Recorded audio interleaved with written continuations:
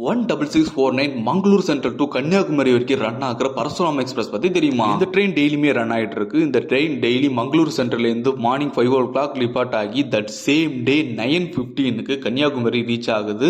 கன்னியாகுமரிக்கு மங்களூருக்கும் பாத்தீங்கன்னா கிட்டத்தட்ட 51 ஸ்டாப்ஸ் கொடுத்திருக்காங்க இந்த ட்ரெயினுக்கு. இந்த ட்ரெயின் தன்னோட ஃபர்ஸ்ட் சர்வீஸ் 1975 தான் ஆரம்பிக்கப்பட்டிருக்கு. இனிஷியல் ஸ்டேஜ்ல ஷொர்ணூர் டு கொச்சின் வரைக்கும் தான் ட்ரெயின் சர்வீஸ் ஆப்ரேட் ஆயிருக்கு. லேட்டர் தான் ட்ரிவாண்ட்ரம் சென்ட்ரலுக்கும் மங்களூர் சென்ட்ரலுக்கும் இந்த ட்ரெயின் வந்து எக்ஸ்டெண்ட் பண்ணாங்க 2012ல.